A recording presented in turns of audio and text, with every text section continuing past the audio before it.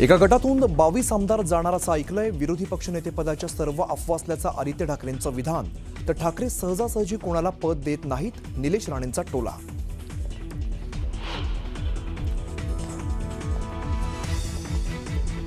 भास्कर जाधव आणि मंत्री प्रताप सरनाईकांची भेट. अधिवेशनाच्या पूर्वी एकाच ठिकाणी मुक्काम असल्याने झाली भेट. दोघांमध्ये महत्त्वाच्या विषयांवरती चर्चा झाल्याची माहिती.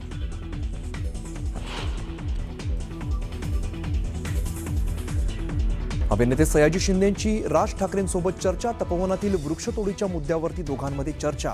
मनसेसह सयाजी शिंदेंकडून वृक्षतोडीला विरोध.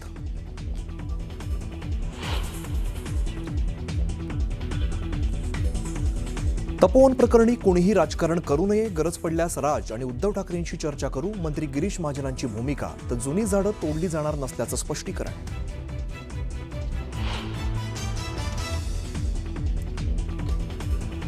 निलेश राणे आणि रवींद्र चव्हाणांची विधान भवन परिसरात भेट. एकमेकांची विचारपूस करत केलं हस्तांदोलन. तर आपला कुठलाही वैयक्तिक वाद नसल्याचं निलेश राणेंचं स्पष्टीकरण.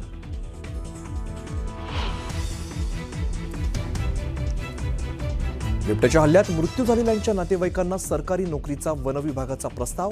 वनमंत्री गणेश नाईक यांची माहिती.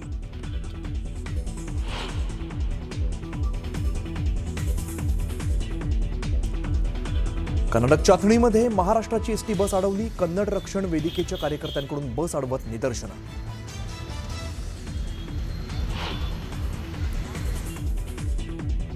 एमपीएससीची महाराष्ट्र गट ब आणि महाराष्ट्र गट क सेवा संयुक्त पूर्व परीक्षा पुढे ढकलली. 21 डिसेंबरला होणाऱ्या परीक्षा आता 4 जानेवारी आणि 11 जानेवारीला पार पडणार.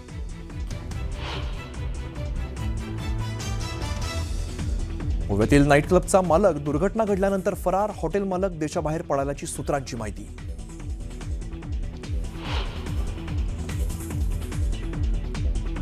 छत्रपती संभाजीनगर रेल्वे स्थानक परिसरात एचडीपीआय संघटनेचं आंदोलन. रेल्वे स्थानकाच्या बोर्डवर उर्दू भाषेत नाव लिहिण्यासाठी एचडीपीआय आग्रही.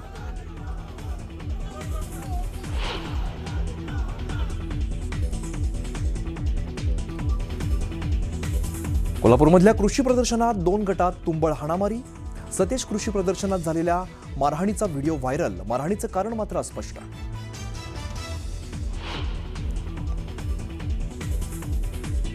श्री विठ्ठल रुक्मिणी मातेची पाद्यपूजा 21 ते 31 डिसेंबरपर्यंत राहणार बंद.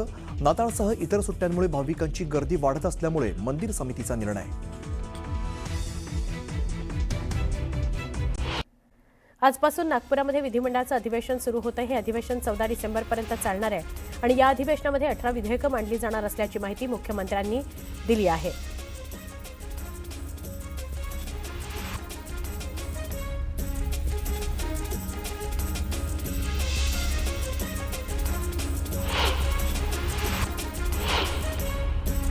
सत्ताधाऱ्यांच्या चहापानावर विरोधी पक्षानं काल बहिष्कार टाकला. सत्ताधाऱ्यांचा मनमानी कारभार सुरू आहे. भ्रष्टाचार करून कंत्राटदारांच्या घशात पैसे घालण्याचं काम सत्ताधारी करतायत असं म्हणत विरोधकांनी चहापानावर बहिष्कार घातला. विरोधकांनी परंपरा पाळत चहापानावर बहिष्कार टाकल्याचं फडणवीसांनी म्हटलंय. तर राज्य कुठेही दिवाळखोरीकडे चाललेलं नसल्याचं फडणवीसांनी सांगितलंय. विरोधकांना राज्य दिवाळखोरीत दाखवण्याची घाई झाल्याचा टोलाही त्यांनी लगावला. विरोधकांच्या पत्रावर शरद पवारांच्या राष्ट्रवादीची सही नसल्याचं त्यांनी म्हटलंय. विरोधकांच्या प्रत्येक प्रश्नावर उत्तर देणार असल्याचंही मुख्यमंत्र्यांनी सांगितलं. विरोधी पक्षनेता निवडला तर पाप बाहेर येतील अशी सरकारला भीती आहे असं भास्कर जाधव म्हणाले. तर पाशवी बहुमतामुळे सरकारची मुजोरी सुरू असल्याचा आरोपही त्यांनी केलाय. विरोधी पक्षनेत्याचा निर्णय विधानसभा अध्यक्षाचा असल्याचं मुख्यमंत्री देवेंद्र फडणवीस म्हणाले. तर आत्ताचा विरोधी पक्ष दिशाहीन असल्याचा टोलाही त्यांनी लगावला. अधिवेशनामध्ये 18 विधेयकं मांडली जाणार असल्याची माहितीही मुख्यमंत्र्यांनी दिली. संख्या कमवा आणि विरोधी पक्षनेतेपद मिळवा असं म्हणत विरोधी पक्षनेतेपदाच्या मागणीवरून शिंदेंनी विरोधकांना टोला हाणला. तर विरोधी पक्षनेतेपदाकरता न भांडता जनतेचे प्रश्न मांडण्याचं आवाहनही त्यांनी विरोधकांना केलं. आमच्या सरकारच्या दुसऱ्या इनिंगचं दुसरं अधिवेशन असल्याचं उपमुख्यमंत्री शिंदेंनी म्हटलंय. तर या अधिवेशनामध्ये विदर्भातील प्रश्नांना न्याय देण्याचा प्रयत्न करणार असल्याचंही ते म्हणाले. विरोधी पक्षांनी नेते पायऱ्यांवर स्टंट करण्यात धन्यता मानत असल्याची टीका शिंदेंनी केली आहे. तर विरोधकांच्या प्रत्येक प्रश्नाचं उत्तर देण्याची आमची तयारी असल्याचंही ते म्हणाले. तुमच्या काळात उपमुख्यमंत्रीपद घटनाबाह्य होतं का, असा सवाल करत उपमुख्यमंत्री एकनाथ शिंदेंनी उद्धव ठाकरेंवर निशाणा साधला.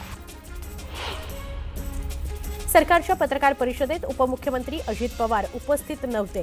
अजित पवार पुण्यामध्ये असल्याचं फडणवीसांनी सांगितलं. दरम्यान अजित पवार पत्रकार परिषदेमध्ये उपस्थित नसल्यानं चर्चांना उधाण आलं. विधिमंडळाच्या हिवाळी अधिवेशनापूर्वी मग या नेत्यांची बैठक पार पडली. विरोधी पक्षनेतेपद आणि अधिवेशनातल्या इतर मुद्द्यांवर या बैठकीत चर्चा झाली. नागपूर रवी भवन परिसरातील एकही बंगला यावेळी विरोधी पक्षाला देण्यात आलेला नाही. दोन्ही सभागृहांना विरोधी पक्षनेतेपद नसल्यानं रवी भवन इथं कॉटेज विरोधी पक्षाला देण्यात आलेलं नाही. दरवर्षी रवी भवन इथला 22 आणि 23 नंबरचा बंगला विधानसभा आणि विधान परिषद विरोधी पक्षनेत्याला दिला जायचा. पण यावेळी 23 नंबरचा बंगला मंत्री मंगलप्रभात लोढा यांना दिला गेलाय आणि 22 नंबरचा बंगला अद्याप कुणालाही अलॉट झालेला नाही. लोकशाही जिवंत ठेवायची असेल तर मजबूत विरोधी पक्ष आवश्यक असल्याचं मत आमदार अमोल मिटकरी यांनी व्यक्त केलं. डॉक्टर बाबासाहेब आंबेडकरांच्या विचारांचा उल्लेख करत त्यांनी सोशल मीडियावर ट्विट केलं आणि सरकारवर टीका केली. केवळ सत्ताधारीच नव्हे तर मतभिन्नता असलेले विचार लोकशाहीला बळ देतात असं त्यांनी म्हटलं आहे. नगर परिषद आणि नगर पंचायतीच्या निवडणुकीमध्ये नांदेडमध्ये महायुती व्हावी यासाठी आम्ही प्रयत्न केले, पण युती करायची अशोक चव्हाण यांची इच्छा नव्हती, त्यामुळे युती झाली नाही असं शिवसेना आमदार बालाजी कल्याणकर म्हणाले. त्याचबरोबर आगामी महापालिका निवडणुकीकरता आमची सगळ्या प्रभागामध्ये लढण्याची तयारी आहे असे संकेत देखील कल्याणकर यांनी दिले. ज्या चिखलात शेतकऱ्यांचं पीक वाहून गेलं त्या चिखलात स्थानिक नेत्यांना टाकून हाणलं पाहिजे अशी टीका केली राजू शेट्टींनी. शेतकऱ्याच्या नुकसानीची व्यवस्थितपणे पंचनामे करून माहिती घेणे हे स्थानिक नेत्याची जबाबदारी असते, मात्र नेत्यांनी जबाबदारी व्यवस्थित पार पाडलेली नाही असा आरोपही राजू शेट्टींनी केला. टिटवाळा मांडा परिसरामध्ये मनसेला मोठं खिंडार पडलंय. मनसेच्या नगरसेविका अपेक्षा जाधव यांनी शेकडो कार्यकर्त्यांसह खासदार श्रीकांत शिंदेंच्या उपस्थितीमध्ये शिवसेनेमध्ये प्रवेश केला. उद्धव ठाकरे यांनी राज ठाकरे यांना सोबत घेऊन स्वतःच्या पायावर धोंडा मारून घेतलाय असा टोला केंद्रीय राज्यमंत्री रामदास आठवले यांनी लगावला. रामदास आठवले हे उल्हासनगरमध्ये रिपब्लिकन पार्टी आठवले गटाच्या मेळाव्याकरता आले होते. यापुढे निवडणूक नको, जाहीर लिलाव काढून महापौर अध्यक्ष नगरसेवकपदी नियुक्ती करा अशी मागणी शिवसेना शिंदे पक्ष पदाधिकाऱ्यांना केली आहे. निवडणुकीमध्ये पैसे वाटपाचा आरोप करत स्थानिक पदाधिकाऱ्यांनी ही मागणी केली आहे. कल्याणमध्ये रिपब्लिकन पार्टी ऑफ इंडिया पार्टीचा जाहीर मेळावा आयोजित करण्यात आला होता. या मेळाव्याकरता रिपब्लिकन पार्टी ऑफ इंडियाचे राष्ट्रीय अध्यक्ष केंद्रीय मंत्री रामदास आठवले उपस्थित होते. पनवेलमधील खांदा कॉलनीमध्ये सकल मराठा समाज मंडळातर्फे आयोजित करण्यात आलेल्या कृतज्ञता सोहळ्याकरता मराठा आंदोलक मनोज जरांगे हजेरी लावताना दिसले. यावेळी मराठा आंदोलनातील कार्यकर्त्यांचा मनोज जरांगेंच्या हस्ते गौरव करण्यात आला. छत्रपती संभाजीनगरमध्ये जिल्हा प्रशासनाकडून महापालिकेला मिळालेल्या 58,000 दुबार मतदार याद्यांची तपासणी करण्यात आली, ज्यामध्ये प्रत्यक्षात केवळ 14,000 नावच एकसारखी असल्याचं समोर आलं. त्यापैकी 7,000 मतदारांचेच मतदान कुठे होणार हे निश्चित करण्याचा प्रश्न उरला असून आता प्रशासनाकडून संबंधित मतदारांच्या घरी जाऊन लेखी संमती घेतली जाणार आहे.